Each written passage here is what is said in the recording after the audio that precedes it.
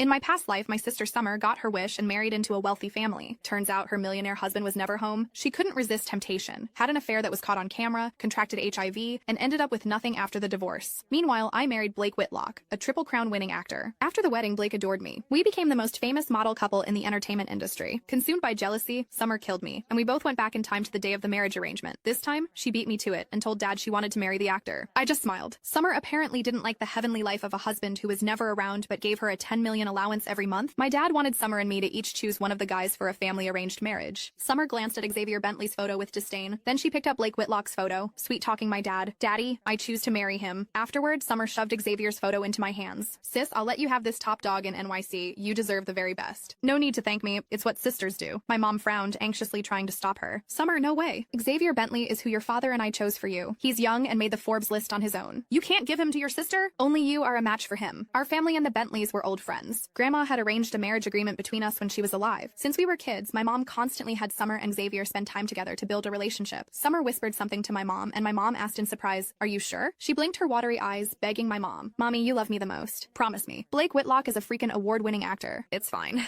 I want to play in the entertainment industry. My mom couldn't resist Summer's begging. She and my dad exchanged a look and agreed. Summer gave me a smug look, filled with provocation. She got close and whispered, "Enjoy that impotent husband, sis." Hearing Summer's words and her different choice from my past life, I knew she was also reborn. My mom looked at me, silent on the side, and said coldly, "Since that's the case, Juniper, you'll marry Xavier Bentley. But since you got this lucky break, you have to compensate your sister." My mom thought for a moment, and without even asking if I agreed, she decided how I would compensate her. She said, "You'll transfer 5% of the company's stock you own to your sister." My dad patted Summer's head, saying softly, "Then Daddy will give you that skyscraper downtown. I won't let my baby girl suffer any grievance in the Whitlock family." All right, the marriage with the Bentleys and Whitlocks is settled. I laughed silently to myself. I only had 5% of the company's stock. My parents gave Summer 10% when she turned 18, but never gave me anything. Now, they wanted to take the little I had left and give it to her. Even though I knew my parents always favored Summer since we were kids, this blatant favoritism still made my heart ache. They didn't care about my feelings. They only thought that as the older sister, I should give in to my younger sister. But now, I didn't care about my parents' favoritism anymore. Xavier Bentley was generous. His betrothal gifts included 7% of the Bentley Group's shares. Besides giving his wife an unlimited black card, he also gave her $1 million